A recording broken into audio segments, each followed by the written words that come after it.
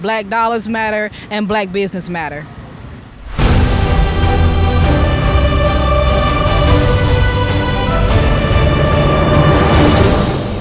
I remember when I started my business, how much I didn't know how much help I needed, right?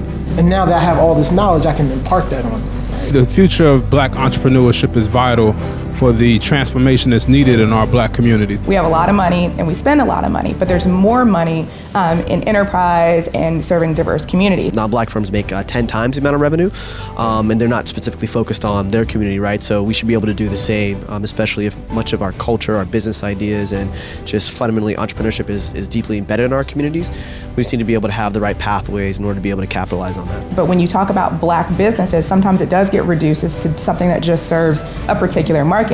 You can start small and do something consistently that's well, and then you have the ability to make the case that you've got something to sell. I would definitely say if you want to start your side hustle, think of the skills and the strengths that you have, that you can bridge the gap between the skills and strengths that you have and also the need that your community is in need of.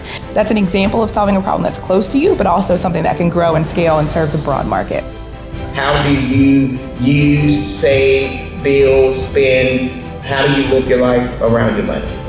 Our mission is to empower the youth by using basic economics, which will create young entrepreneurs, teach ownership and self-development. Mentorship seems to be the key. I feel that we need to get an early start. A lot of them don't. They don't get exposed to these different opportunities and this knowledge, and it's important for us to grab them early, teach them, and help them uplift everybody else from that standpoint. You borrow $500 saying you're going to pay it back when you get paid next week, but the interest rate is so high that when you get paid next week, you can only pay a portion, and it tacks on and it tacks on until you're so far underwater that there's no hope of really ever getting out of debt.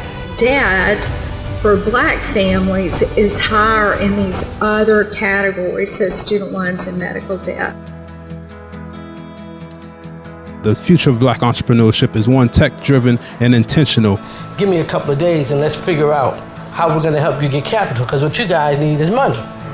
Going with a bank that understands the startup ecosystem is the #1 thing someone can do with respect to finances. I'm focusing on the one who's going to bet that they're going to be winners and will be willing to take that risk. Instead of a student filling out an application to your university, if they're interested in entrepreneurship, they record a pitch and send that in as part of their application. Using this new technology, using VR, what we're doing is transporting the user back to 1968. Working in a K-12 environment, it's critical that our future leaders of tomorrow are comfortable with technology, but also entrepreneurially minded. One roadblock I would definitely say you can overcome for starting your own business is education. The truth is, I think a lot of our parents have put limitations on us that are from their generation on what they think success in entrepreneurship is.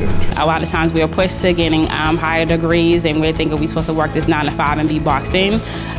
You can definitely use your 9 to 5 to be your investor into your side hustle and your business, to springboard that into other great projects. So this is a perfect example of how food trucks can come together and collaborate.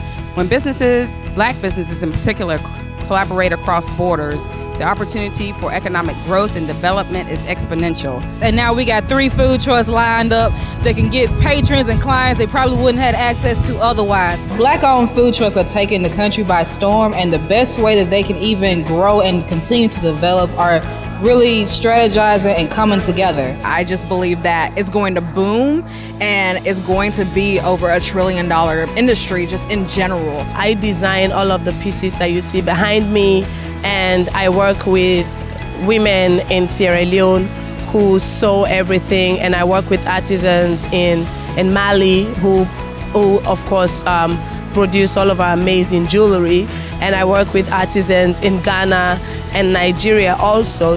Without collaboration, my business wouldn't really exist.